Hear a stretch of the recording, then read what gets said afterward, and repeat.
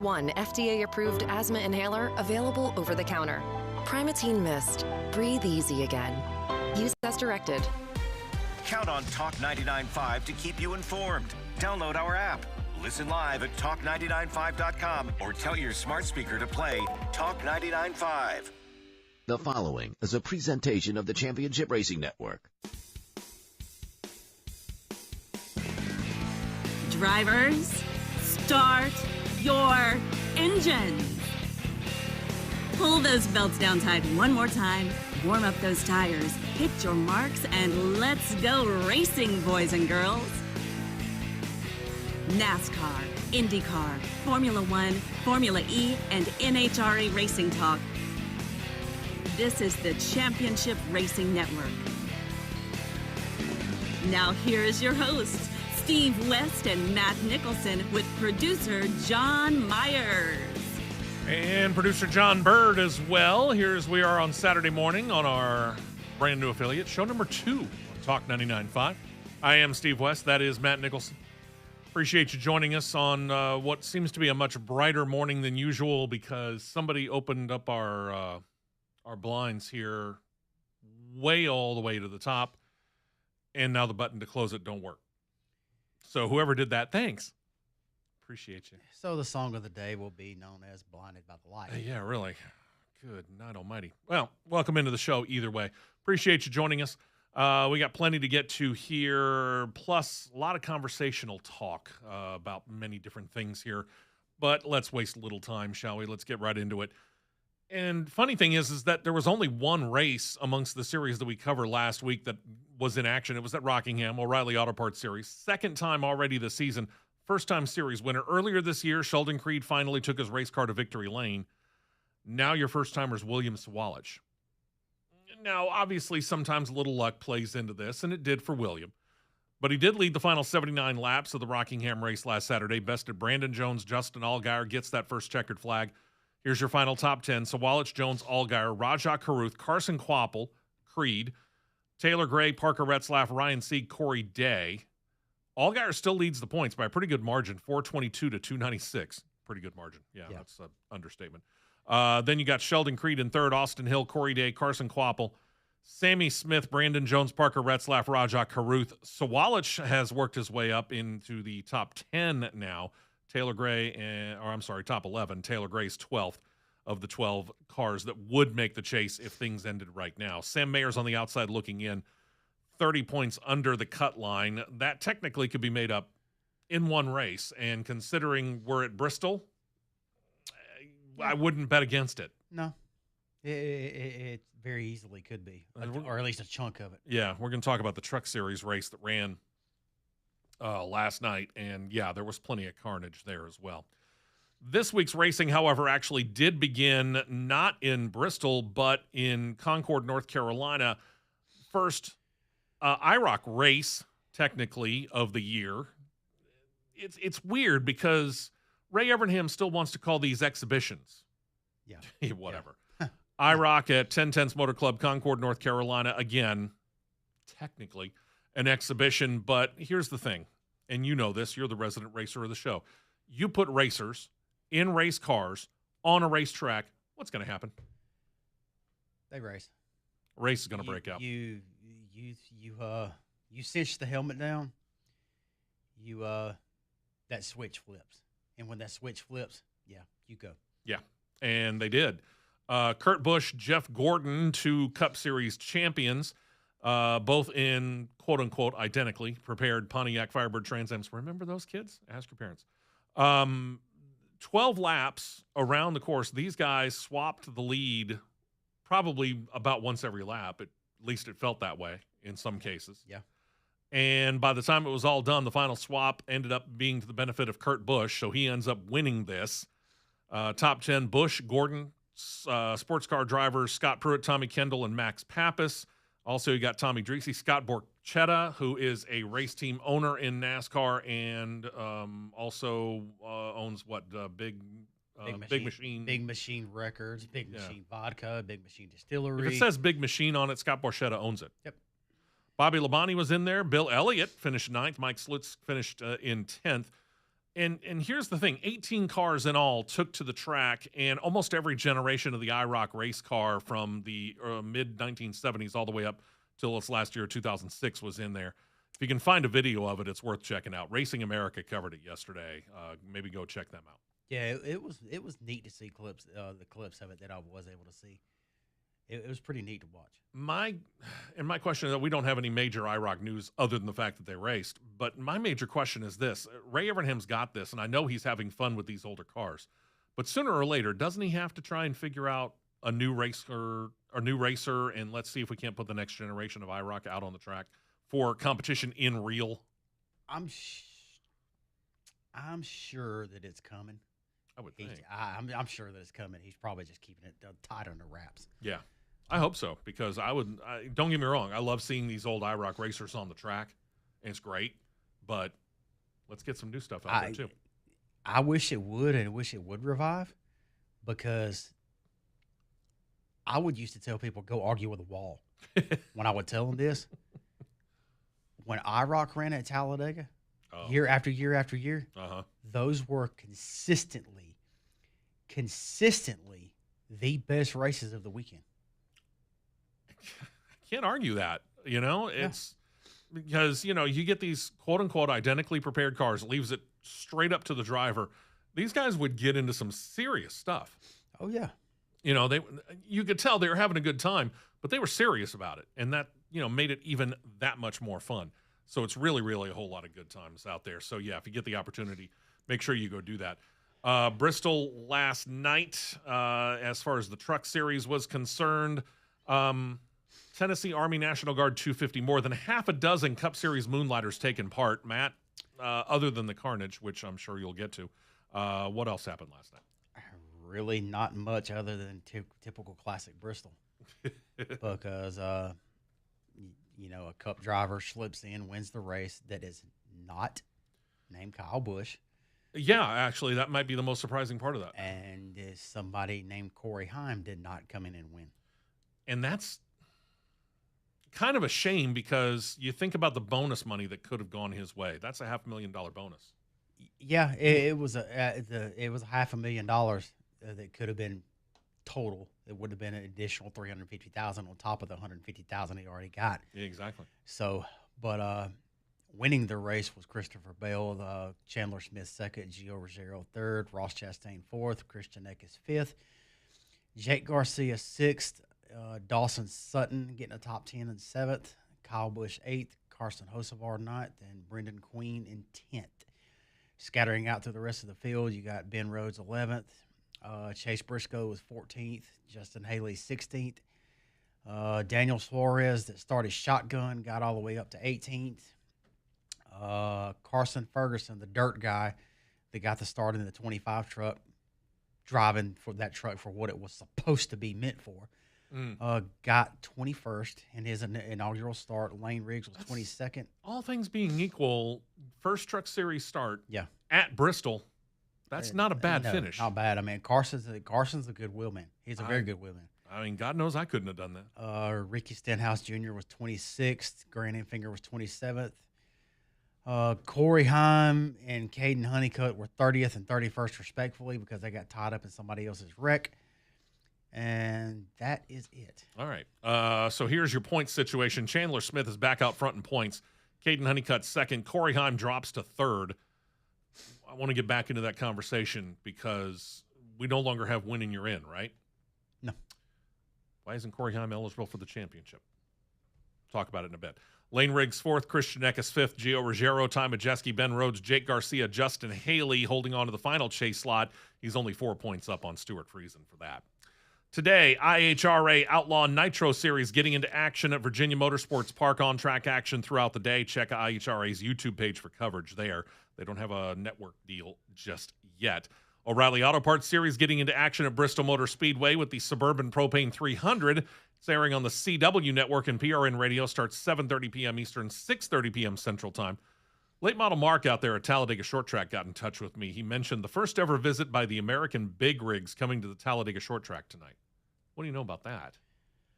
I don't know much about it. I know they visited a track last year down in Clanton. the new Buckshot Speedway that was built a couple years ago. That was pretty popular when they went down there. So they're taking a more of a broader national tour this year and going to some little bit bigger facilities. Okay. Could be fun if you're into the local area, into local short track racing. No doubt. Check it out. Tomorrow, NHRA Lucas Oil Winter Nationals coming up. Let's see, on-track action. Start about 11 a.m. Eastern. Then here's the thing. TV ain't going to catch up until after the fact. TV won't catch up until Fox Sports 1 gets done with their Cup Series coverage, 6:30 p.m. Eastern, 5:30 p.m. Central Time. Now, IndyCar is off. Keep that in mind when I tell you the Cup Series at Bristol for the Food City 500 airs on Fox Sports 1. And PRN Radio starts 3 p.m. Eastern, 2 p.m. Central Time. I'm going to harp on this from now until the end of time because here's the thing. Fox Sports has the rights to the Cup Series for the first 14 races of the year. No IndyCar, which means no chance of any kind of conflict there. Over on the main network, Fox actually is not active on Sunday afternoon. One, tell me why Fox can't be on the main network again. Let's see here. I'm just throwing it out there. Asking a question. I'll let you figure out the answer. Sunday, April 12th. Mm-hmm. It doesn't say. It's up to the local network affiliate. They were wide open. They could have covered the Cup Series. And no, they didn't. Weird. I know. Really, really, really weird. All right, Mr. Bird, let's roll it on this first break here. We're going to go ahead and take this break just a touch early here. And we're going to get back into the whole conversation about the main networks here because we're starting to see mergers coming along, right?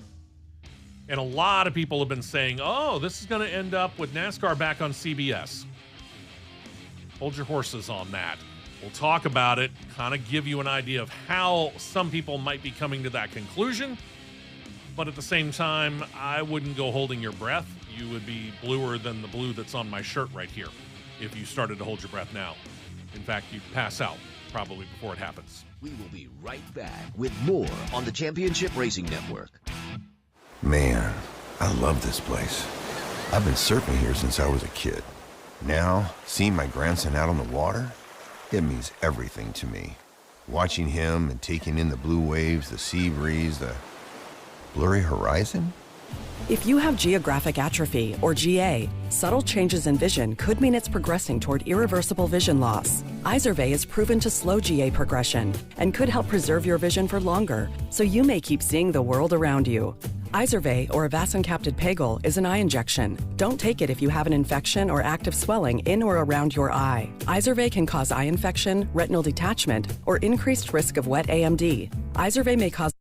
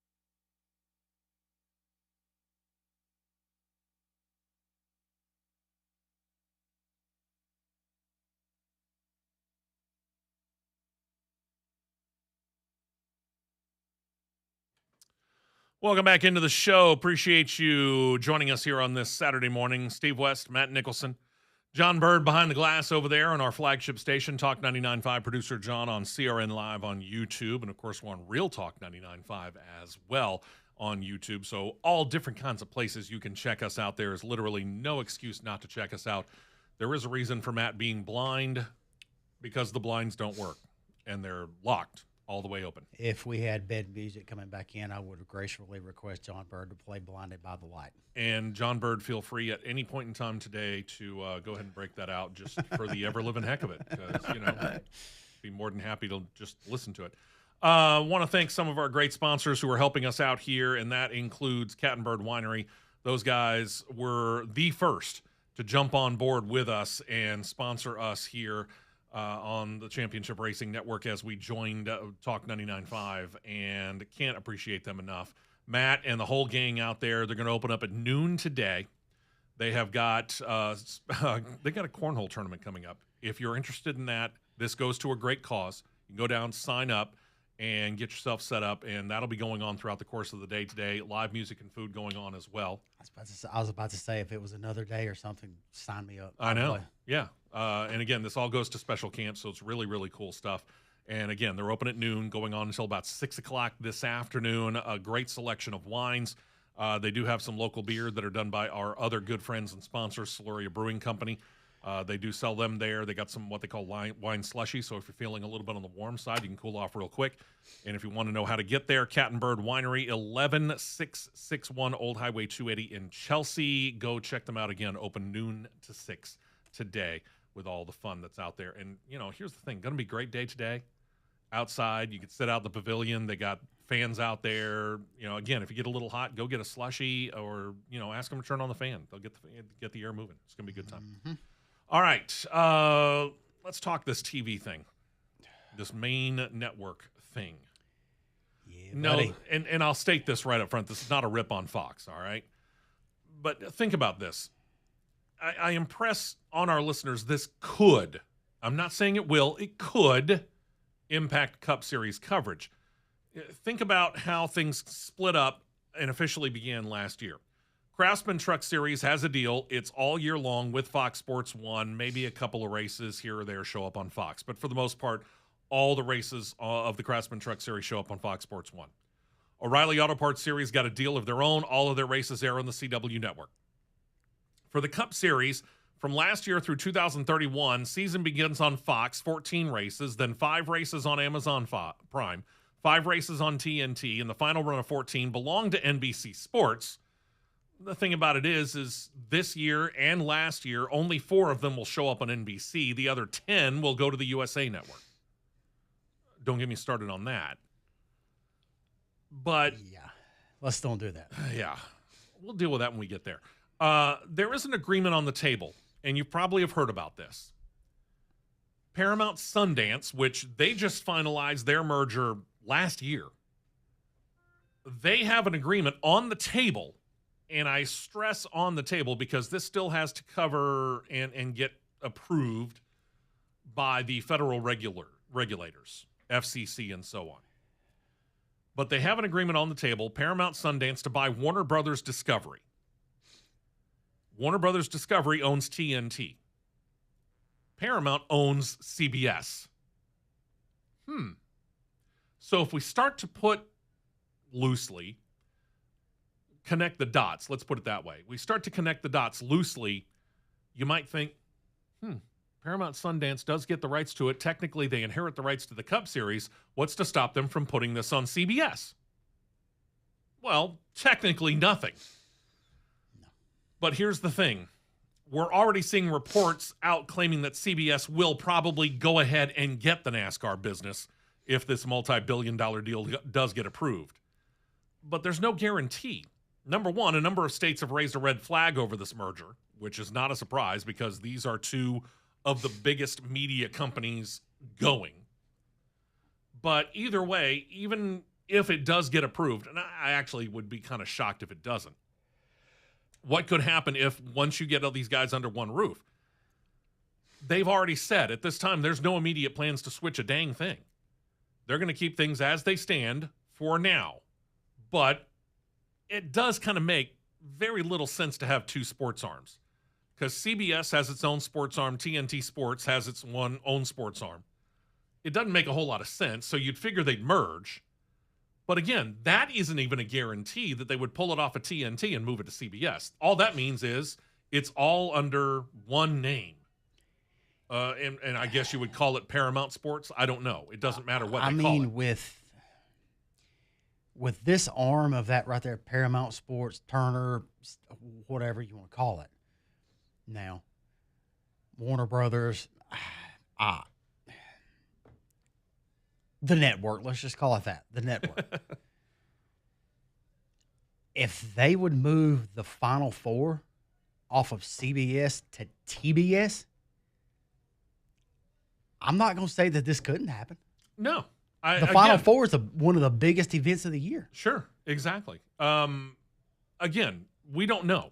I don't have a crystal ball sitting here. I can't look into the future and tell you I know exactly what's going to happen. What I do know is this. Insiders who have been on this whole situation and are familiar with this merger have said that they feel that probably through the rest of this contract, again, runs through 2031, it's probably not going to affect anything. And then once we get into the point where you start to renegotiate for 2032 and beyond, at that point in time, maybe it changes. Possibly, and which I wouldn't complain if it went back to CBS. No, it wouldn't bother me. I don't think much would change, to be real honest with you. I think all you end up doing is changing the TNT logo to CBS. I mean, are you really bringing in CBS people to talk NASCAR? I'm not necessarily certain of that. Maybe. I'm not necessarily certain of that. But, hey, I've been surprised before. I may be surprised again. Who knows? But the Daytona 500 back on CBS. Yeah, but then you'd have to switch the whole thing and pull it away from Fox. I mean, here's the thing. Fox has been in on this now for a quarter century. They're going to fight like heck to keep that Daytona 500 part of the schedule. Yeah, they are, but there was a handful of years they swapped it with NBC. I know. We'll see. Time will tell. I think that ship has sailed with Fox. I think it's getting there. This may be their last contract. I think that ship has sailed. We'll see. Speaking of TV networks, we'll go ahead and mention this as well. AMC Network, they've got plans to produce a NASCAR TV theme show they're titling Thunder Road. If you're a longtime listener or viewer on YouTube to us, you have heard us talk about this. We talked about it, I want to say it was late last year. Show's being described as the story of the Whitlock family, which has a legacy in stock car racing going back to the days of bootlegging. Star and patriarch of the family had not been initially announced until this week. They pulled Dennis Quaid. Interesting. That's not a bad pull. His character is named Dwayne Whitlock. His nickname, the Wrecking Ball. Reportedly a NASCAR legend who built up the family race team empire from nothing, and he's trying to keep it as something, sound a little bit like an attempt to kind of play off the whole Petty empire? Just saying. Either that or possibly Junior Johnson. Yeah, I could see that maybe parallel too. Showrunners are hoping to begin production this summer. Might see it maybe around, I don't know, Christmas time, off-season part of the year, or early 2027. Depending on how many special effects things they got, how much post-production they got to do. Yeah, you could. I want to spin back to the CBS thing. All right, go for it. You put the Daytona 500 back on CBS for the first time since 2000, which it would be, let's just say 30 years if they swap it. If they was Fox sells that ship and CBS picks the 500 back up. There is only one way that you bring back the re-inauguration of the 500 on CBS. And yes, I'm throwing a shot because it's Masters Week. You don't bring back Jim Nantz to go Hello Friends. No, don't get me wrong. I think Jim Nantz is one of the best sportscasters out there. I don't know as his style fits NASCAR. There's another one you bring back. A former pregame show host on NFL Today on CBS. And this is the opening phrase of sports that I think is more iconic than Hello Friends. Ladies and gentlemen, you're looking live. You are looking live. Even if you only did it for the one time. One time a year. Yeah. One even time if a year. you only did it for the one time. And I guarantee you, Brent Musburger would do it. Sure one he time would. a year. Absolutely. Plus, that's going home for him. Like you said, he was on NFL Today on CBS for years. You are looking live at Daytona International Speedway. Heck yeah. And the funny thing is from what I understand, he's been doing the I'm still getting used to this, Las Vegas Raiders broadcasts. Yeah. And he does a podcast for the Raiders as well. Mm-hmm. And he kicks it off every single time with "You are looking," or in his case, "You are listening live to." It's It's an iconic statement. It really is. And like I said, personally, to each opinion his own. I think that opening line to a broadcast is more iconic than "Hello, Friends." Yeah, you're probably right. Let's see some other news that actually affects stuff on the track. How about let's talk about Team Penske. Team Penske has long had a partnership with PPG Paints, and it's really been much more apparent on the IndyCar arm than it has ever been on the NASCAR side. But it's about to change because now there's a 9-race deal from Team Penske and PPG Paints where PPG is going to spend time this year on the 21 of the Penske-affiliated Wood Brothers racing car, and it's also going to spend some time on the 2-car of Austin Cindric. Which races and who's going to sport the colors and whatever, we really don't know. So we don't know the entire breakdown. And as far as the IndyCar side, that has long been a Joseph Newgarden side. Yeah, it has. But that's not going to change. I can almost guarantee that PPG will be on one of those cars at Indianapolis. Oh, gosh. If it wasn't on both of them, I'd actually be a little surprised.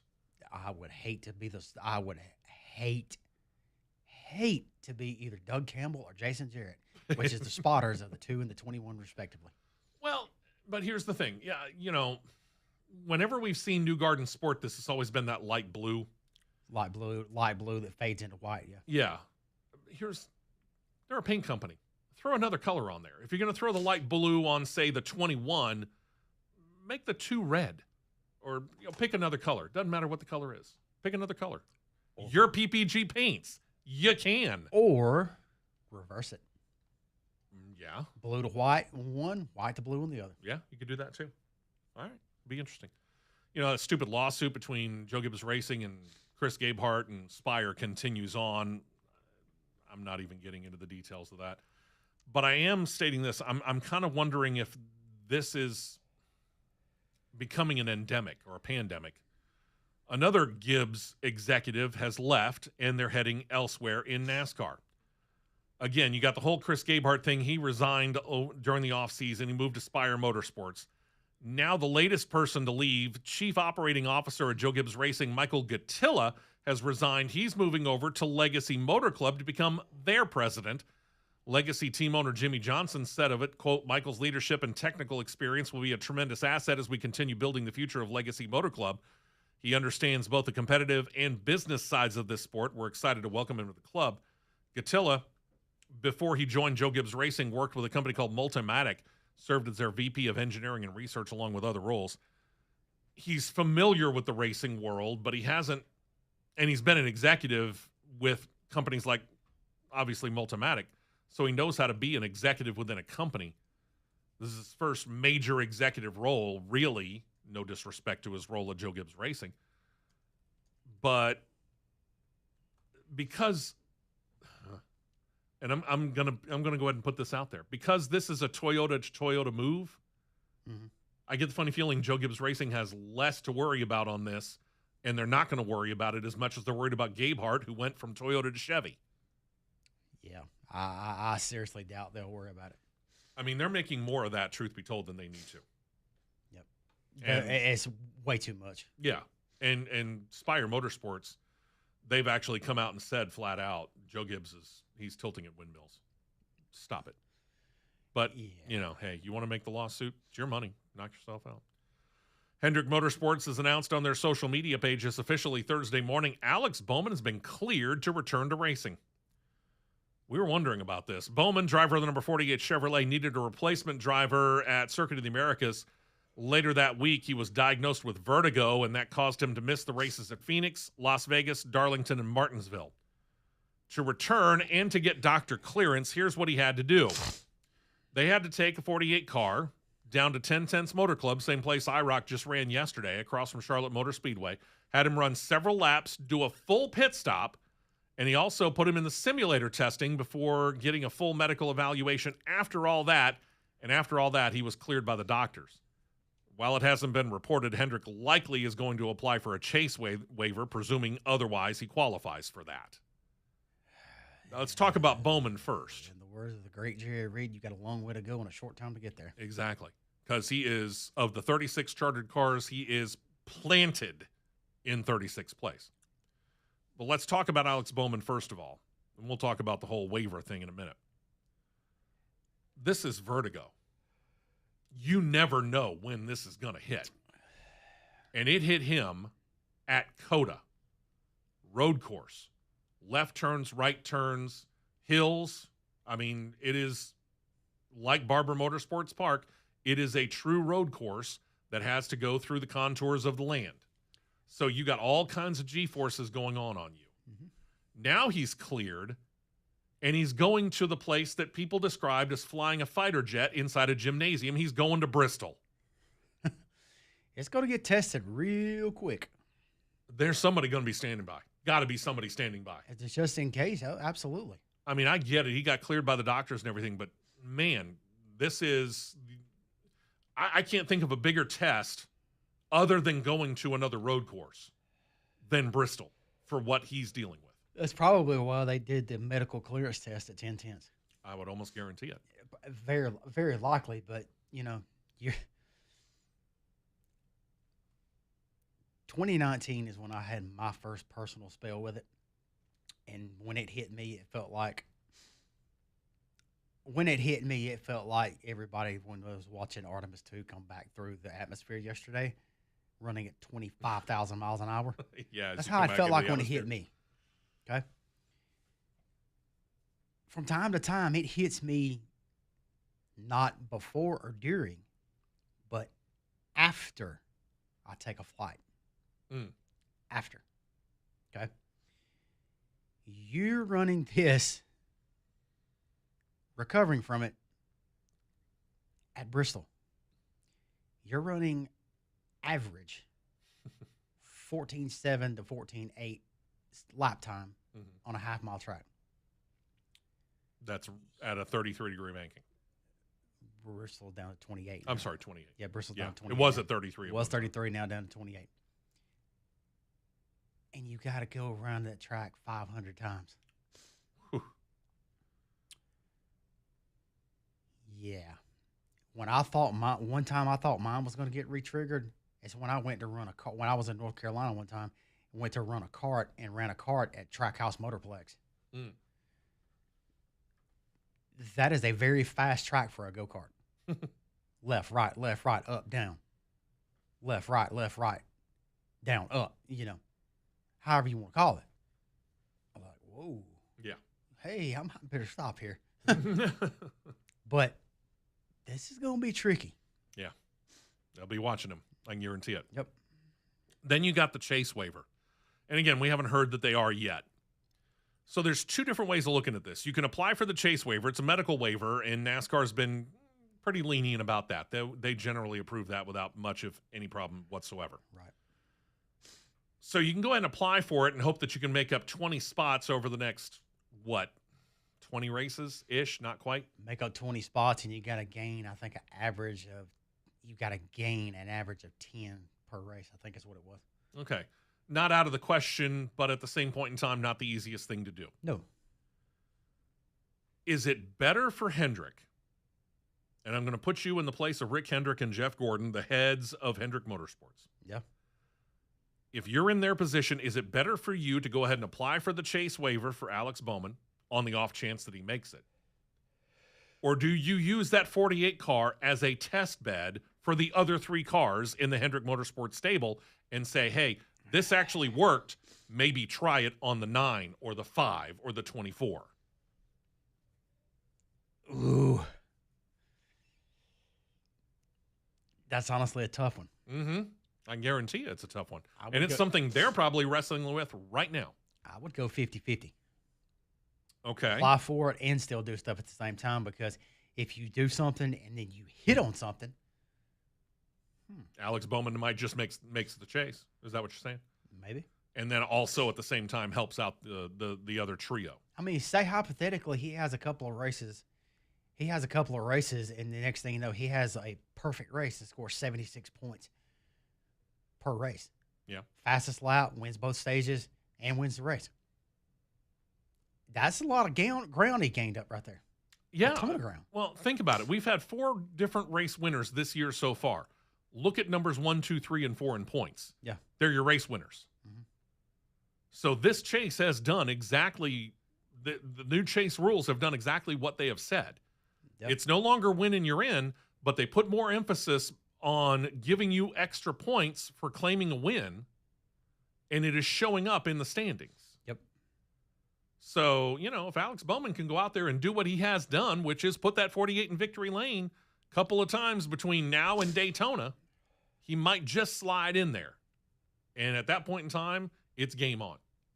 That is true. Because then it's the best of those 16 over 10 races. That is true. John Bird, let's go ahead and roll that bet if you don't mind, sir.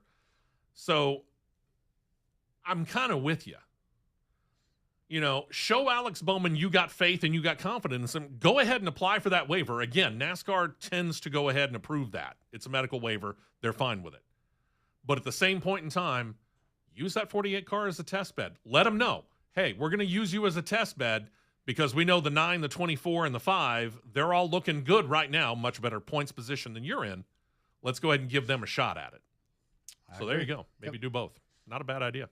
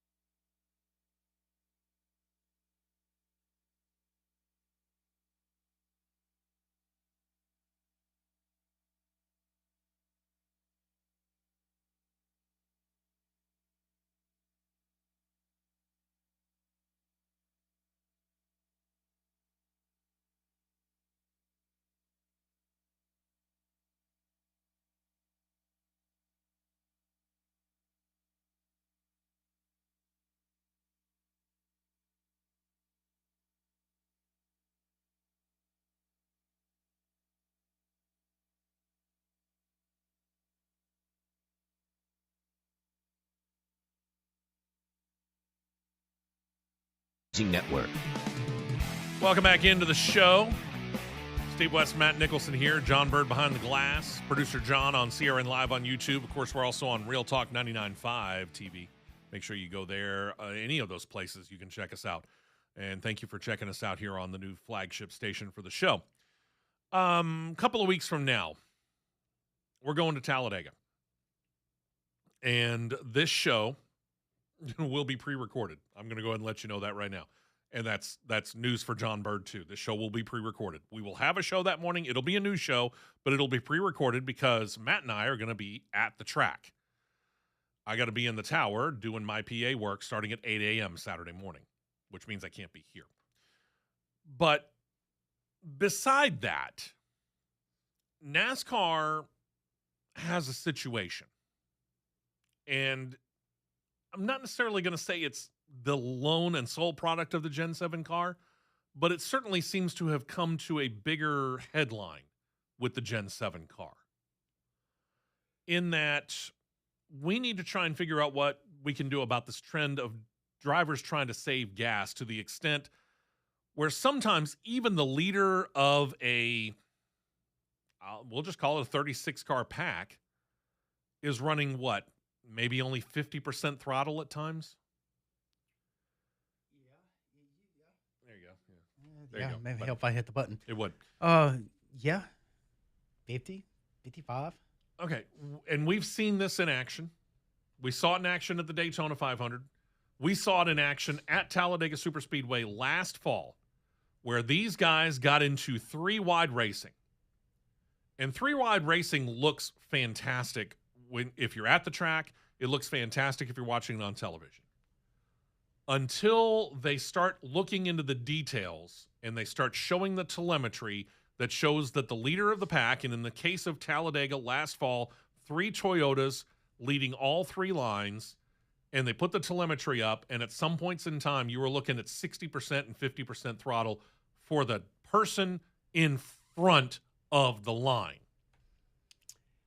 And why are they doing this, resident driver? Let's give their reasoning for doing it. Their reasoning for doing it is they're trying to save fuel and shorten their last pit stop up or their next pit stop up. Because and here's the thing, it doesn't take as long to spin the one lug nut, the center lug nut that these Gen 7 cars have, as opposed to having to spin 5 off and then 5 on. You've cut the pit stop down from, let's say, a base average 13.5 to 8.6, 8.7, give or take. Yeah. And they haven't figured out how to make a higher flow or quicker flowing gas can. Yeah. I'll say this. I'll say this for our new contingent of listeners here on 99.5. Nothing makes me want to beat my skull through a brick wall more than being somewhere at like Talladega or Daytona. And they show the SMT data that NASCAR allows the TV networks to pull to be able to show telemetry on TV. That's what it's from, the SMT data. And you sit there and you see the throttle trace. If this is 0, that's 100. You see the throttle trace in here. Yeah. Huh? What are we doing? I mean, we've long known about the whole drafting situation. If Matt's out front and I'm behind him and we're both going, he's going full throttle, I can go, 3/4 throttle and easily keep up with you because I'm in your draft. 2/3 to 3/4. 2/3 to 3/4. Yeah. Okay. And I can easily keep up in the draft. Easy. But when you're talking about the leader who has backed off 50% and everybody else has backed off even further. Right.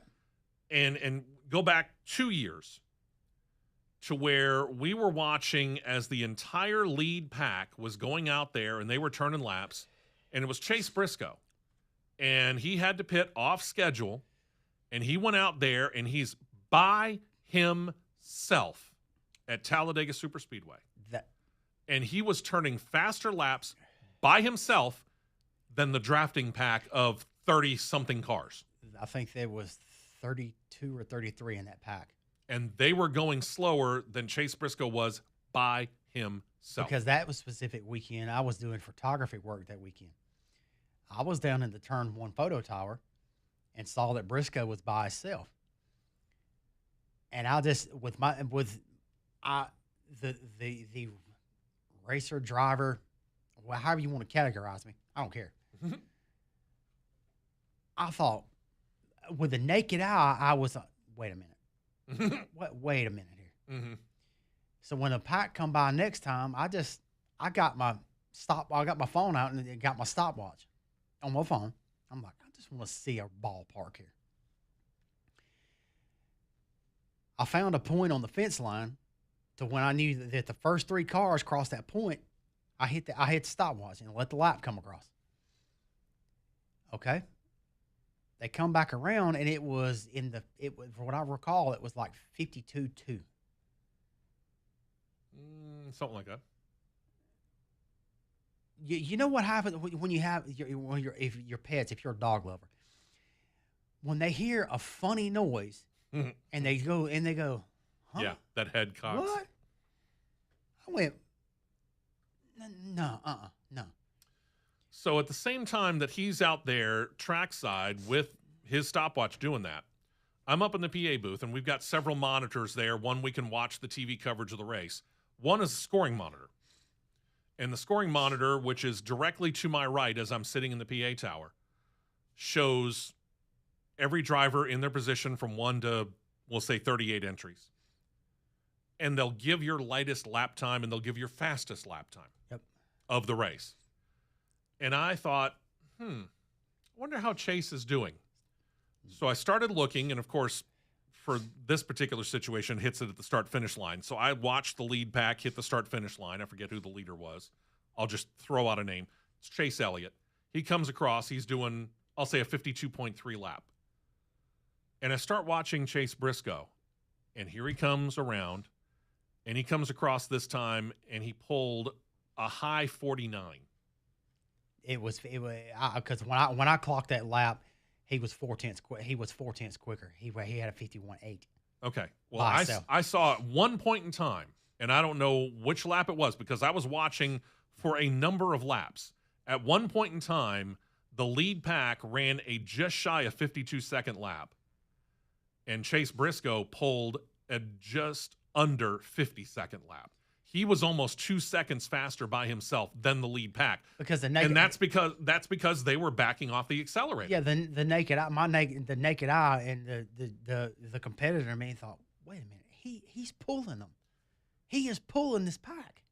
So what I did, and I'm going to be real blunt about this right off the bat, NASCAR. We run the Motor Racing Network through the speakers at Talladega when they are live. But when Motor Racing Network goes to commercial, it becomes the PA's job.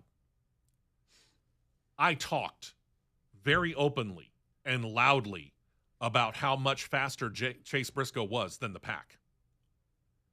And the funny thing was about 2 laps later, all of a sudden that lead pack started to get faster. Mm-hmm.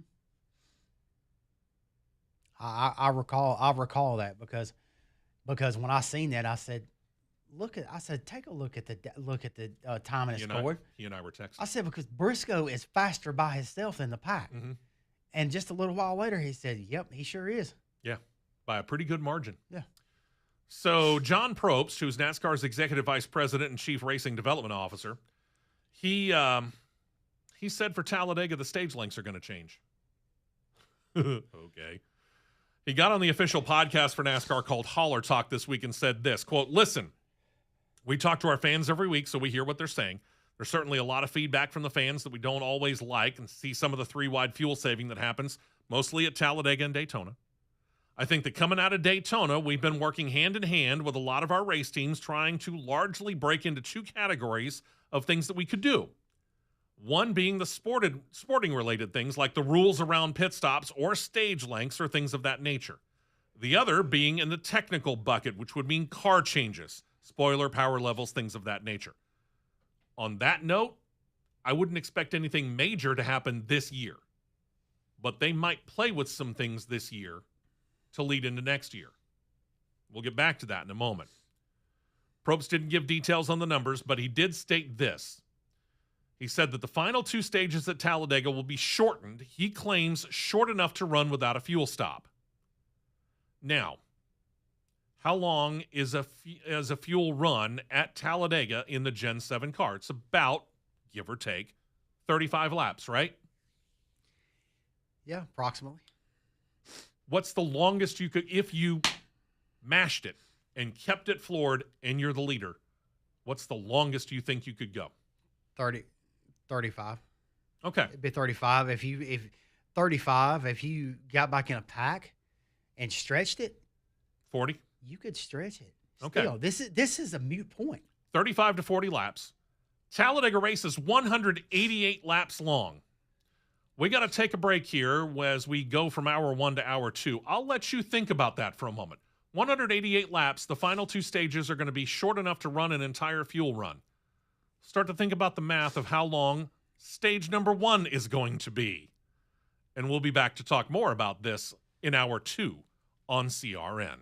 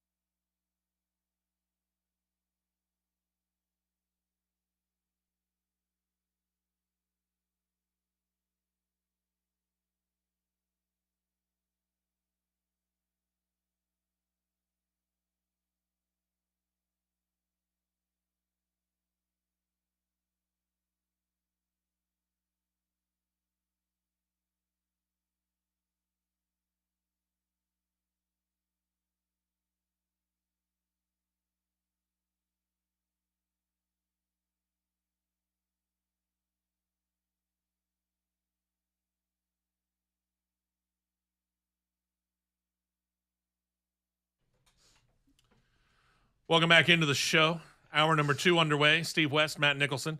John Bird producing us here on our flagship station, Talk 99.5. Producer John on CRN Live on YouTube. We're also on Talk 99.5, Real Talk 99.5 TV. Whenever John Bird gets back into the studio and hits the button for that. I think you can hear it. It's all good. All right, so we're talking Talladega. We're talking John Probst, who was on the Holler Talk podcast and got to talking about how they're going to shorten the last couple of stages at Talladega Superspeedway. Again, for a race at Talladega, it's 188 laps, 2.66 miles around the track, 188 laps. A fuel run is give or take 35 laps. So we'll say, let's just, for the sake of argument, say that the final two stages are going to be 35 laps each, which when you stop and think about how long they're going to run under caution because of commercial breaks and all that other kind of stuff, it's actually not going to be 35 laps. So let's say 40. How's that? Let's call them 40 because we're not going to get 40 laps of green flag racing. It's just not going to happen. So let's call them 40. That's 80. That means you've got 108 laps to run in stage one. That's a 3-stop strategy in stage one. 3 stops. They're going to do the exact same thing in stage one that they've been doing when we've done this in 60, 60, and 66, or 68, which is what we have run. 60 laps first stage, 60 laps stage 2, 68 laps stage 3. Hey, I've got a bright idea. Same thing. I've got a bright idea, NASCAR. And if somebody is listening, you can send a royalty check to me because I can pretty much promise you this would be popular and this would work. Eliminate the stages at super speedways. Huh. Well, there's a thought. Make them race. There you go. Eliminate the stages. Eliminate the stages, just like you did at road courses, but at the years ago, but at the actual lap number that it's supposed to be, pay the stage points out. There you go. Yeah. But then just leave them racing. You'll get a caution here or there. It's going to happen. It happens at Daytona. It happens at Talladega. These things happen. You get to that point somewhere down the line, somebody's going to get antsy. They're going to make a move, and it's going to mess up somebody else, and boom, here comes the big one. Yep. You'll get cautions. Don't worry about that. But they keep playing with it. Because they're going to push, and somebody's going to make a bad push, and it's going to pile the field up. Sure. It happens. All right, so let's talk about that other bucket as Probst talked about it. Try to figure out something going on with the cars that they might be able to fix. And in that note, Probst is saying it looks like they are going to return to something that they're going to call preseason thunder, which is preseason testing at Daytona. Probst said that it would probably happen before the Rolex 24 Hours of Daytona. That's slated for the final weekend of January, and there's an IMSA test at the track January 22nd through 24th. So that's the weekend before that. So you're talking about putting them on the track at Daytona in mid-January? They used to do it the second week of January. All right. Wouldn't be a bad thing, right? No. What can be done with that? Probst said on the Holler Talk podcast, NASCAR, that they could test, quote, some different power levels and spoilers and maybe some other car-type things, noting something's going to have to be done about this fuel strategy thing, adding, quote, it's important to point out that this is a tool now that these teams know. This is not something that I think is ever going to go away because these guys are going to look for every advantage they can get, and that's reasonable on their end. So I think that what we can do is just try to take steps to mitigate that. I don't know how much mitigation they're going to do because, again, teams and drivers, they look for every single advantage they can get. And if you spend less time on pit road, they feel like they have an advantage. That is true. But the power levels,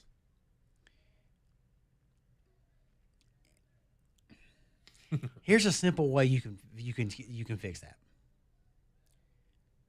You send them to Daytona.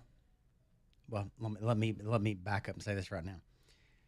The same 750 that you have underneath your car at Bristol this weekend is the same 750 you could drop in the car and go to a super speedway with.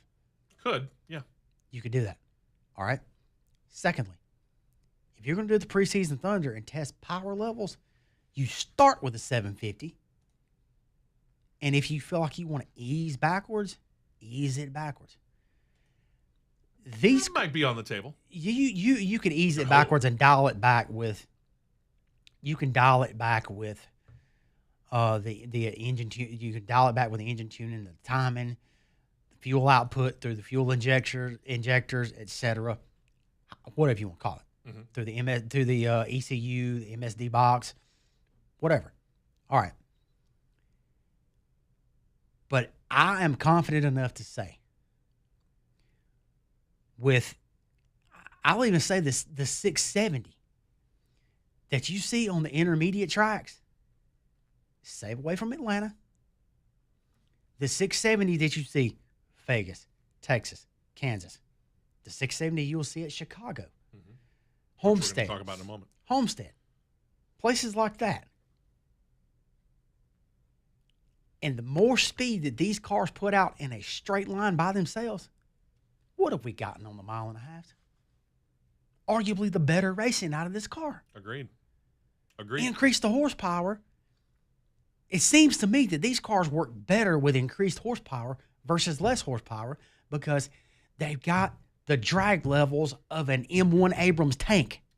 But at the same time, NASCAR flips out when at Daytona or Talladega, they see average speeds at 200 or better. They lose their minds. Yeah, because it was like 2021, I think. No, 2019. 2019 because it was the old tower. Yeah. I mean, maybe in early 2019, late 2018, when they made I remember getting that phone call. Hey, Russell. Hey, boys, just hang on a minute. They're getting ready to make a rule change between practice. Huh? Okay. What are we doing? Looking forward to this. Don't put this on the PA yet, but they're changing. They're putting a wicker bill on the spoiler, and they was doing something else. But I remember vividly the wicker bill on the spoiler tried to create drag, and I said, Russell, that's not going to slow them down. That's going to speed them up. They said, we'll see. Well, we saw. We saw. And MRN heard us talking about it through the wall next door. I said, they're about to get faster. First practice, they was like... Who was it? Was it Striegel that looked over? Jeff Striegel looked wide-eyed like, how does he know what he's talking about? All right?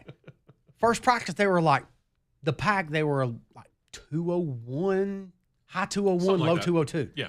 They were above 200, which, as I said, makes NASCAR officials begin to sweat. So they basically, we're going to... But it was the first race they went to the taper spacer and got rid of the restrictor plates. And the engine package, the engine builders were having a meltdown and losing their mind because the engines were sustained 84 to 8,800, getting close to 9,000. Redlining. And that'll melt one of those engines down because the base of the engine, the predominant components of the engine are aluminum. Lighter weight metals. Yeah. Lightweight metals. Mm-hmm. Okay. I said, no, they're about to speed up. Come out next practice, it basically forced everybody to come run the second practice, which was set to be happy hour. And typically you see Talladega happy hour practice, the old school term. They don't run. A lot of people just park it and let it ride. Well, everybody came out. Because they wanted to test the new rule. We go from high 201, low 202 to 205. Yeah, because what it did was it punched a bigger hole in the air for the people behind them to be able to run and push. So I raised my visor up and I just crossed my arms. I looked straight over at Jeff Striegel and he was going. Kind of know what we're talking about, boys. There you go. Well, we'll see. I don't know. I don't think this is going to work. It's going to be something else. Speaking of Chicagoland, NASCAR hasn't run. In fact, I don't know as anything's run in Chicagoland since, 2019, before stupid COVID? Yep. As a result, Goodyear wants to get a read on how the track has held up over the past, 7 years or so. So NASCAR scheduled a tire test. It's going to happen coming up on Tuesday, April the 21st. Details right now, we've got 6 cars headed up there for that day. 3 from the Cup Series, 3 from the O'Reilly Auto Parts Series. The drivers slated to be there from the Cup Series, Ryan Blaney, Denny Hamlin, and Kyle Larson. O'Reilly Auto Parts Series drivers expected to be Justin Allgaier, Brandon Jones, and Nick Sanchez. That last one's interesting because this presumes AM Racing will get him up to Chicagoland with a car. And if you remember last week, we talked to you about how the fact that AM Racing wouldn't even drive an hour and a half east from Charlotte to go to Rockingham to race. So who's going to represent Ford? That becomes the big question. That's the deal. One representative from Ford, one representative from Chevrolet, one representative from Toyota. Ford ain't got a whole lot of representatives in the O'Reilly Auto Parts Series. Nick Sanchez. Hettinger. Yeah, I guess they do. They do have that other one. They do have the Hettinger car. We'll see. Goodyear says they're going to check tire durability and performance on a number of compounds, see what's best to use when NASCAR returns to the track July 3rd through the 5th, along with the ARCA Menard Series, O'Reilly Auto Parts, and Cup Series. We'll find out. O'Reilly Auto Parts Series news starts with Cletus McFarland, otherwise known as, real name, Garrett Mitchell. Now, last weekend for him was an interesting one. It's kind of story of the good and the bad. Good race in the ARCA Menards East Series. Got out of that car, stepped up a couple of levels, raced in the O'Reilly Auto Parts Series. That didn't go as well, at least on the surface. Think about what he did. For a guy who has relatively no experience, for all intents and purposes, in the O'Reilly Auto Parts Series, he finished 32nd on the day. Not impressive. He was 6 laps down when the checkers flew, but he was running. He finished, yeah. Okay. And what have we often said about rookies? What's the main goal of the rookie? Run all the laps, or run as many of the laps as you can. As when I started my career driving, the key phrases that my mentor and mentors always said, there's nothing more invaluable than seat time. There you go. In his post-race interview, McFarland said that he matched most of the goals he and his team had set for the day. They finished the race. They didn't seem to ruin somebody else's day. We noted on the show last week that McFarland had talked for some time about maybe getting into a Cup Series race, and now he's backed off that because he realized that he probably would be in over his head, and that was before the run in the Xfinity or O'Reilly Auto Parts Series race last week. For his run at Rockingham and running as many laps as possible being the goal, ideally to finish on the lead lap, we did that in the ARCA race, said it would have been a major success. It just wasn't going to be, and he noted that he learned a lot as he prepares for a limited O'Reilly Auto Parts Series schedule with Richard Childress Racing. He signed a deal with them to run a handful of races. I think 3? Three races for the next 2 years. Okay. Well, this brings us back to John Probst and that Holler Talk podcast we were talking about a minute ago. 31-year-old, getting spot starts here and there, signed that multi-race deal with Richard Childress Racing over a couple of years. He had plans to run at Talladega here in just a couple of weeks. That's changed, according to Probst, who said, hey, we're all huge Cletus McFarland fans. We all watch his videos. We're certainly very appreciative of everything that he's done in our sport and will continue to do in our sport. And he is approved right now for O'Reilly Series short tracks, which means he's good for all of ARCA, all of Truck, and then O'Reilly up through the short tracks. But we'd like to see more out of Cletus there. We're not saying no, but we're saying that we need to see more out of Cletus before we would approve him for Talladega. This goes back to the approval process that we've talked about before. And I've seen this. My first ability to actually talk to racers at Talladega was I was working for a little radio station out in Talladega doing what we called MRN Light at the time. And I got assigned a pit road duty, and I was to do the interview in Victory Lane. Well, who showed up in Victory Lane that day but Joey Logano, who was running the ARCA Menards race. Why? Because NASCAR wanted to see his car control and his ability to handle himself at a track like Talladega. Because he was set to run at the time the nationwide race on the very next day. Right. Okay. As the viewers seen me do on the YouTube stream. Timeout. He has ran 3 super speedway races in an ARCA car. That hasn't done too bad. It's very respectable. Daytona last year, he got pinballed around by somebody else that it was not of his doing. Flat out was not of his doing. But he held his own. Talladega, he finished top 10 on 7 cylinders. Which is still kind of mind-boggling. Because I was standing by the car when they come in Mark Rett took off the valve cover along with the Ilmore engine tuner and pinpointed straight out the intake valve on the number 6 piston had a bent push rod. That's not good. The fact that engine actually made it through the race was pretty impressive. He finished Daytona this year. Yeah. First off, I'm asking NASCAR this. I'm bluntly going to direct this at John Probst and the people that that are the bell cows of talking on a podcast and behind the camera and putting out media releases. Sure. Okay. Why did we pick Rockingham? Yeah. A track that is 1.6 flipping miles smaller than Talladega. At least, yeah.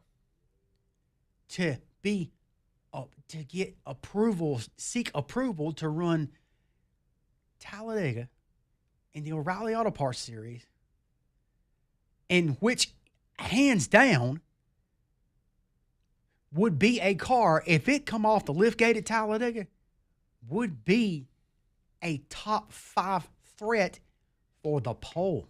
Mm-hmm. Everybody knows when RCR O'Reilly cars unload at Talladega, oh gosh, that they're automatic threat for the pole. You know it. Automatic. Yeah, they are. They build great cars for Daytona, Talladega, and truthfully Atlanta. Same rules. So why did we use this process? And I'm taking the words out of Mark Martin's mouth. Why are we doing this at, hands down, the toughest track in the nation to make your inaugural start in a car that you've never sat in? Yeah. Why are we doing that? I wish I had an answer, but I don't. Get him to run. Instead of trying to throw him in the O'Reilly car, get him to run the bigger tracks in the trucks. There you go. Kansas. Well, they didn't Vegas go out there. Has already run, but they didn't go out there in the spring. Yeah, and Vegas has already run their weekend in the Kansas. spring anyway. Run the ARCA car at Kansas. See, run the ARCA car up at Chicagoland. Run the ARCA car at Chicago. All right. A lot of people want to argue. Some people want to argue with me this on social media, but when you know your facts and you know what's going on, you've got a case. Yeah. A lot of people don't realize what makes the ARCA car so much slower than everything else is the stupid level of downforce and drag that is in the car, not the engine. Because the Ilmore engine and a O'Reilly engine are about that far apart in horsepower. So throttle control is about the same. Horsepower level, about the same. The car has got so much drag. There you go. Yeah, agreed. I don't know. This whole thing with Cletus is going to be... Apparently, that's one of the bigger debates of the year, along with this gas mileage thing for Daytona and Talladega. He did what he needed to do getting seat time. Yeah. Okay? But this ridiculous approval process of making him run Rockingham to get approved for Talladega is the dumbest thing I've ever heard. Get him to run a handful of truck starts. He should have been in the truck all the way up through there. Don't touch that dial. The Championship Racing Network will be right back.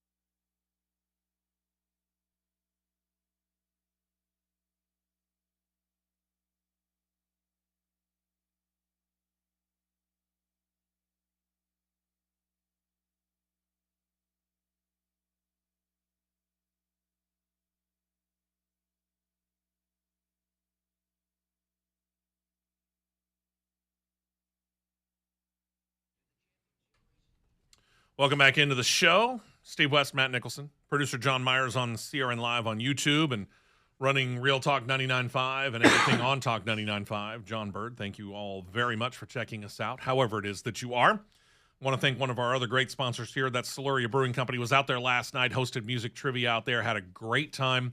We even delayed it a little bit because right about the time we were supposed to get started, 7 o'clock, here comes Artemis 2 doing its splashdown. Mm-hmm.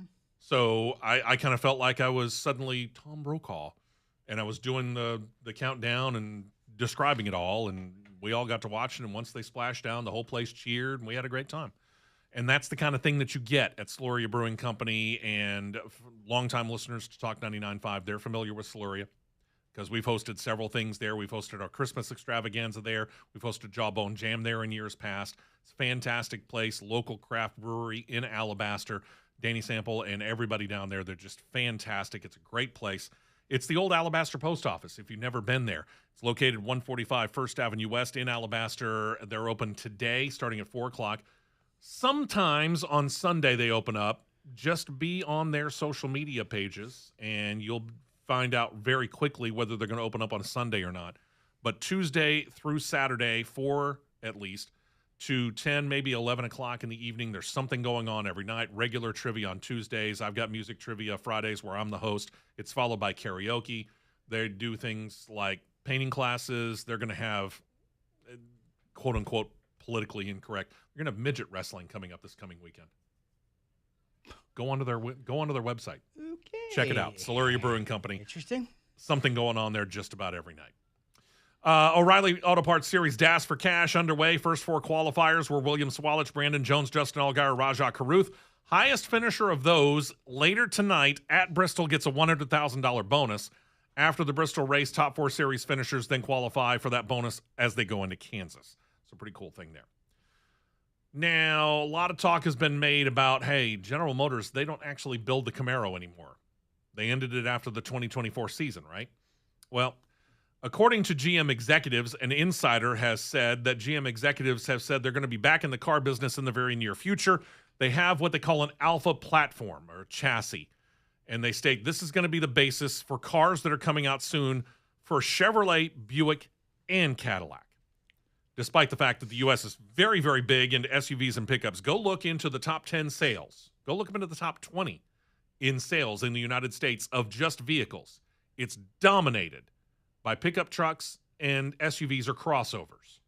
There's a couple of cars in there, Toyota Camry, Honda Accord, for example, but for the most part, it's pretty much loaded with SUVs and pickup trucks, right? Yep. But GM feels that there is enough room to have cars, and they're set to reintroduce a sedan to the Buick lineup after a number of years of being SUV crossover only. As for the Cadillac side of things, it appears that this new car will be a replacement for the CT5. Their CT4 model appears set to be going away. Chevrolet's car off the platform apparently is set to revive the Camaro nameplate. Reports from several automotive reporters and an insider state the same thing, that even though Chevrolet and Buick divisions have yet to comment, this is coming. The report states that the Camaro and CT5 would begin production in the fall of 2027. Plans to build a combined 60 to 75,000 cars. Official split of what brand gets how many, we don't know. The Buick branded car would then start sometime after that, but at this time it isn't known even when that's going to start or what it's going to be named. Many have wondered about the Camaro nameplate, how long before it might be replaced, but with this news, it appears, if the source is correct, that the Camaro nameplate can continue in NASCAR for the foreseeable future. The funny thing is that while we have been familiar with this two-door pony car Ford Mustang direct competitor, they're talking about maybe there might be a two-door version and a four-door version of a Camaro. Four-door Camaro? Four-door. I don't know about that. Hey, Chevy, here's a good idea. How about you do this? Okay. Or GM. GM. You get the Camaro back. You have your two-door competitor to the Mustang. Hmm? The majority, actually all of them, the Camrys are what? Four doors. Four-door. By the way, for that matter, Cadillac CT5, all 4 doors. Just saying. Hey, Buick, revive the Regal. This is a perfect opportunity for that. I agree. Revive the Regal. Get the 4th manufacturer back. Ooh, now we're talking. Because it used to be what? Buick? It used to be Chevrolet, Buick, Oldsmobile, yeah. Pontiac. Kids, ask your grandparents on that one. GM had 4 nameplates in NASCAR. In NASCAR alone, yeah. 4. So don't say it can't be done. And then Ford used to have, oh, by the way, another one of those dead nameplates. Ford used to have Ford and Mercury. Ford, Mercury. They didn't run Lincoln. No. Chrysler, Plymouth, Chrysler, Dodge. Plymouth, Dodge. It was generally one of the two. It was either Plymouth or Dodge, or Chrysler and Dodge, or Chrysler and Plymouth, whatever. So but it was generally 2 of the 3. At any one given point, you could have had 10 nameplates in Cup. Oh yeah, 10 on a regular basis. Now, let's on that. I want to do some research here on something. all right, you go ahead and do that. By the way, anybody that is on social media that claims this is how the new 2027 Camaro is going to look, don't believe it. Chevrolet hasn't even actually said, yes, that's what we're going to do. Again, this is an insider saying that this is what's going to happen. Craftsman Truck Series, we just talked about the Dash for Cash in the O'Reilly Auto Parts Series. They have something called the Triple Truck Challenge. Top 4 finishers running for points in the series get bonus money. First 2 races were already in the books heading into last night. $50,000 bonus for winning a race. If you win 2, you get $150,000. Well, Corey Heim claimed the first 2 races, Darlington March 20th, and then last weekend at Rockingham last night had the chance to get the extra $350,000. He got taken out, so he didn't get it. And it turns out that the second, because Christopher Bell won the race, our second place finisher, which was Chandler Smith, got the bonus money because he was the first guy running for points. You had to win the race. I heard that he was actually able to get it this morning.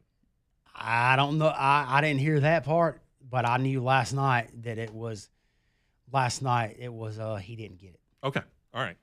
Well, then they stand corrected, and that's the source that I got it from, so I blame them. In the past, we've noted Frankie Muniz, who is the driver of the Rayón Brothers number 33 Ford F-150, is the exact same Frankie Muniz who used to play on the ABC TV show Malcolm in the Middle, which debuted, think about this, over a quarter century ago. Feeling old now? Well, Muniz came into racing as a second career, but apparently he hasn't closed the door in totality on acting and returned to the role that made him famous because Disney Plus and its Hulu subsidiary recently debuted a special called Malcolm in the Middle, Life's Still Unfair, and it brought back the entire cast, including Bryan Cranston, the dad. Not a bad pull. Interesting. And to help promote it, the now 40-year-old actor/racer plastered the show's logo all over the hood of his truck last night in Bristol. Muniz said of the opportunity, quote, "This isn't just a crossover. It's 2 completely different chapters of my life colliding head on in the most insane, beautiful, full send kind of way." Good for him. All right, what's your research? I'm still digging the farthest back. They have the most nameplates, but in 1989 at Talladega, there were 7 manufacturers in the race. Yeah. And this was when the Chrysler Corporation wasn't running. Right. 1981, I went back to 1981 thinking that it may be some more. No, I'm trying to remember when Chrysler bowed out officially. There were 0 Chevrolets in the field at Talladega in 1981. It's because of the aerodynamics. The aerodynamics of the Oldsmobiles were better, and Buicks were better. Buicks. Yeah. Everybody had Buick. Yeah. All right, here we go. Let's go to 1980. Might be the last year. All right, 1980. Chrysler Corp. You had Mercury, Oldsmobile, Chevrolet, Buick, Dodge. Yeah, okay. Dodge Murata, I think. Ford. There were 6. All right. If you go back, I was trying to think. AMC last ran, what, the Matador 74, 75? 73 maybe? If you go to 78, you got Oldsmobile, Buick, Chevrolet, Mercury, Dodge, Ford. Okay. So that's 6. Let's go to 75. Okay. Ah, here we go. Ford, Dodge, Chevrolet,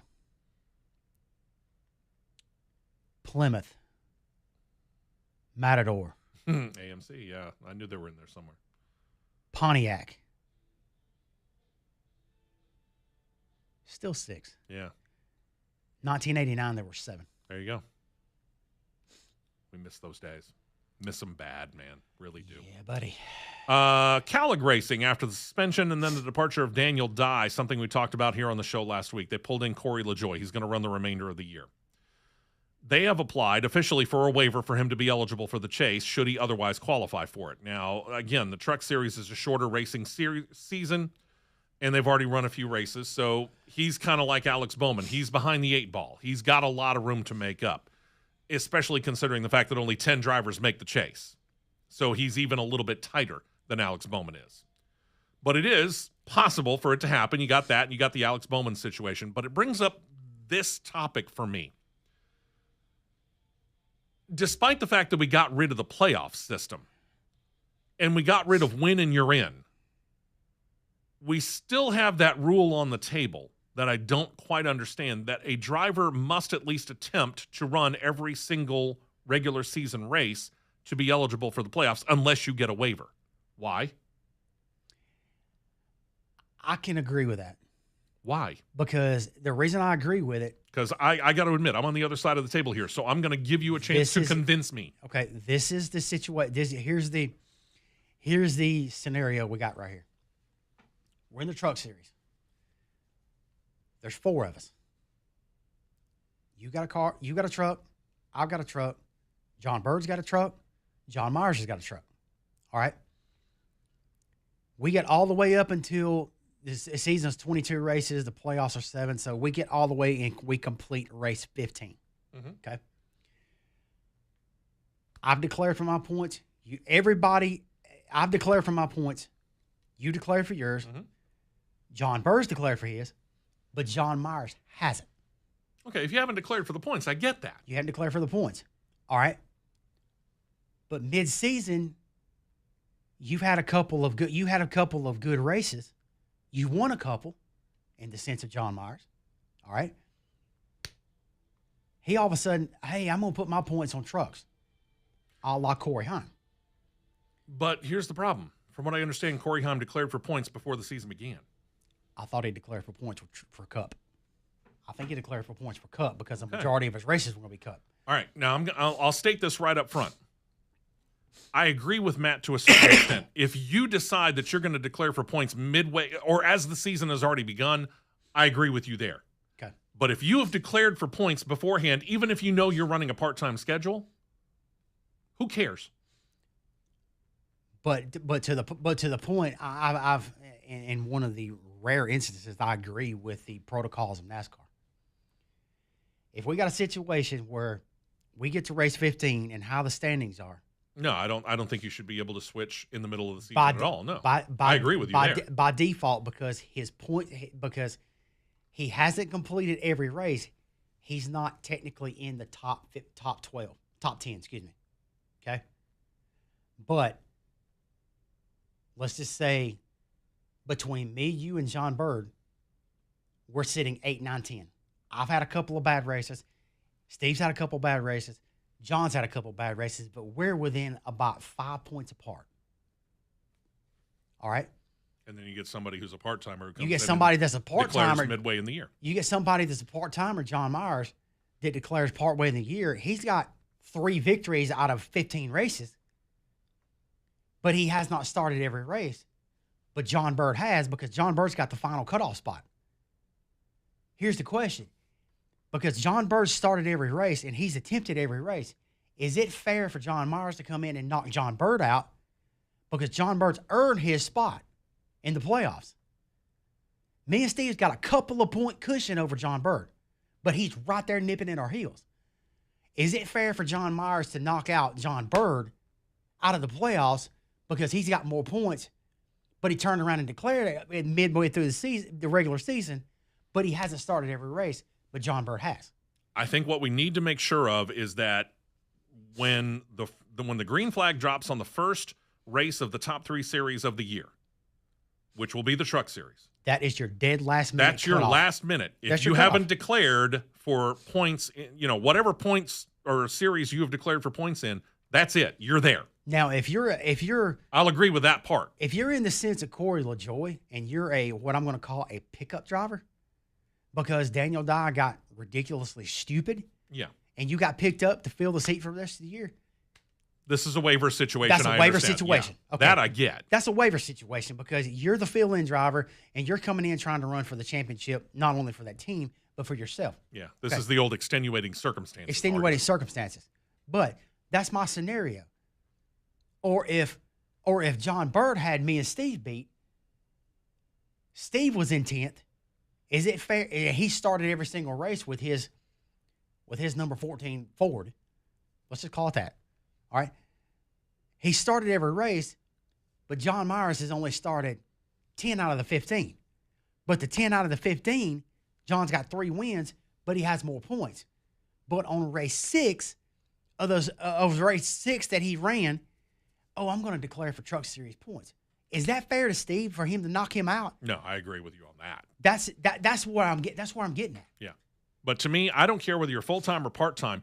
If you've declared for points in a particular series on a part-time basis, which Corey Heim is in both Cup and Trucks this year, as long as he has, by the drop of the green flag on race number 1 of the year, which is the Truck Series race at Daytona, you must have declared for Trucks, O'Reilly, or Cup by that point in time, and then you're good. If you try and switch afterward, sorry, you're not eligible for the playoffs. So now the question becomes, when did Corey Heim declare for the points? Because we're getting conflicting reports on that. That's what I'm trying to see. So that becomes our situation. Because the reason I knew that he had done a swap and done some type of a swap and declared for points, because some point series after the last race at Darlington, some points lineups had him tied for the lead with Caden Honeycutt. And some of them now show at the bottom they got an asterisk for full-time competitors only. Right. That's the conflicting part here. Yeah, it is. And this is where NASCAR needs to be much clearer when it comes to this. They need to make sure that this has been clarified so we know specifically who's what, who's where, and whether or not they're eligible. Because to me, if Corey Heim did declare for points before Daytona in the Truck Series, I don't care if he's part-time. If he can be inside the top 10, let him be eligible for the title. I say you need to start every race. Because everybody else is starting every race and trying to get points. Why should you be the exception? There's the disagreement. We will be right back with more on the Championship Racing Network.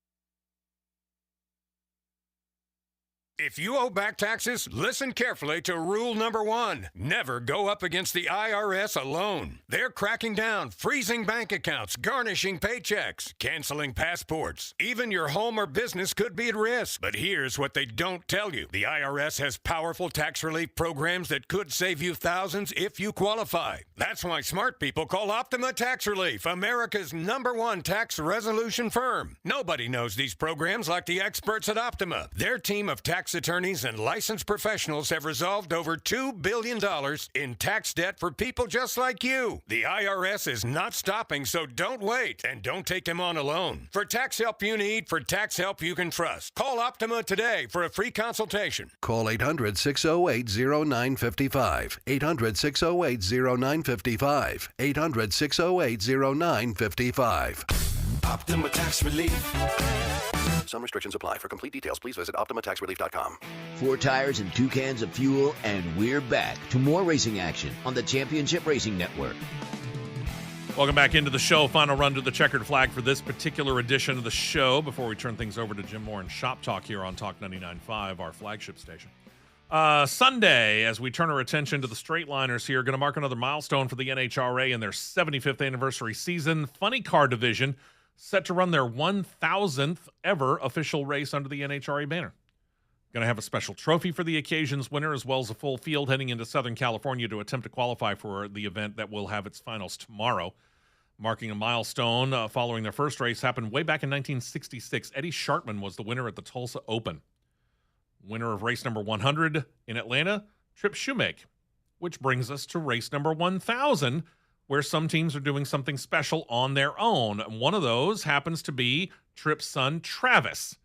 Travis is running a paint scheme that throws back. Hey, remember throwback paint schemes? Mm-hmm. Throws back to his late father's look from 1981 when he won that 100th funny car race, the Southern Nationals in Atlanta.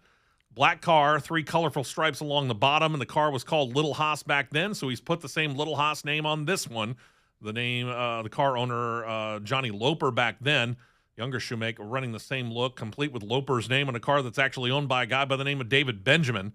This is a deal the NHRA actually began working on last year. They brought in Shoemaker, Benjamin together. They worked on the way to be able to honor Tripp in this race. Again, Funny Car's 1,000th official NHRA race. This is only one of potentially a few potential Funny Car situations that you might find coming up this weekend. Pretty cool stuff. Oh, yeah. Then you got another kind of interesting pairing. This one between Jim Campbell Racing and Densham Motorsports. Densham is supplying the ride for Jim Campbell. Campbell's going to set aside his owner-driver duties in order to just concentrate on the driving. Gary Densham has been competing in some way or another in Funny Car going all the way back to 1970, first as a driver and a tuner, and worked his way up into team ownership, and then mentoring his son, Steven. As for Campbell, he's driven for Worsham as well as for Jim Dunn Racing, but he announced in the offseason he was going to start his own team.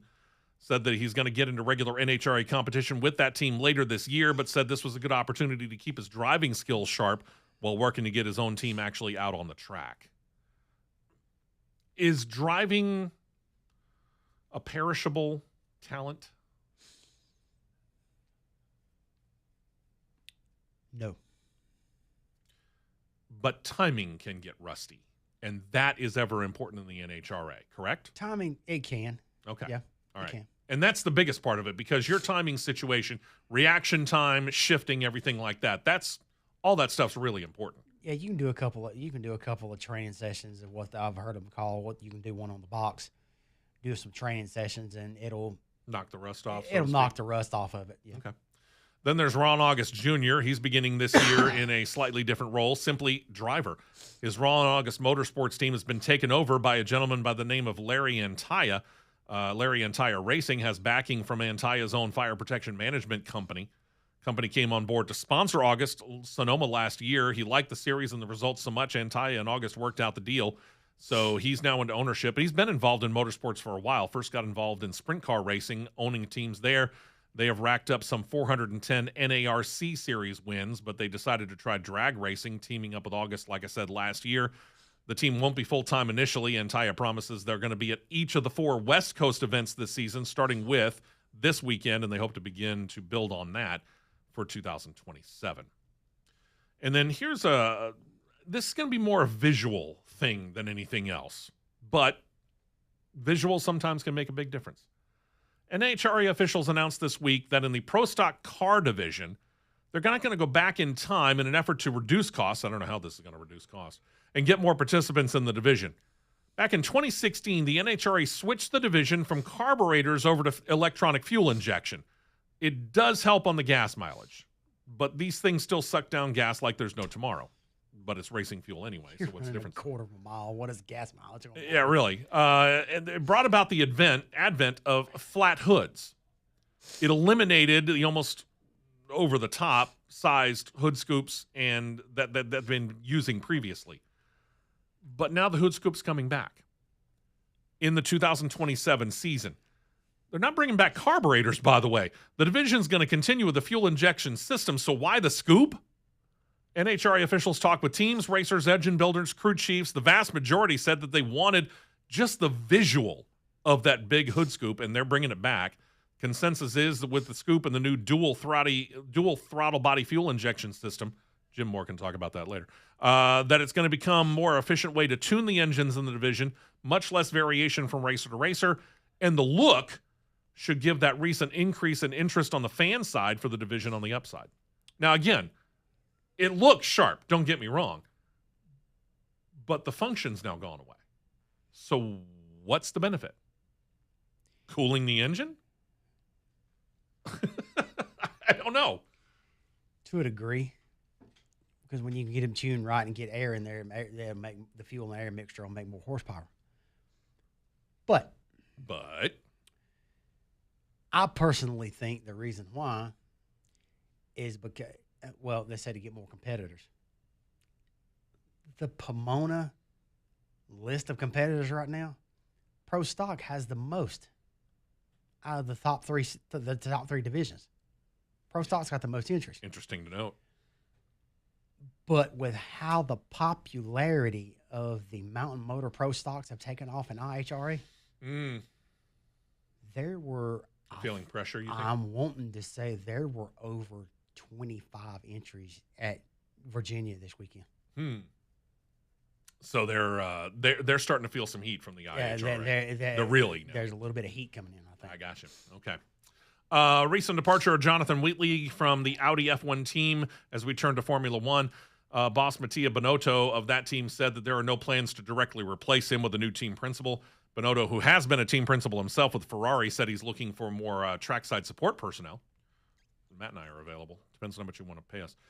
Matt said after the Japanese Grand Prix, the team performed quite well despite the unexpected resignation, and added this week, quote, "For the future, I think we're not looking for a new team principal. I'll keep that role. But I will need somebody to support me at the race weekends because I will not always be at the race weekends myself." Well, if you're a team principal, that's kind of required, isn't it? Yep. Then there's the cancellation situation of the two races this month. F1 and the FIA have this unexpected opportunity to talk about the season so far. Now, we talked about it last week and in a previous edition of Cross Flags as to what we think some of the teams that are hurting, Cadillac, might want to do during this time off. Aston Martin.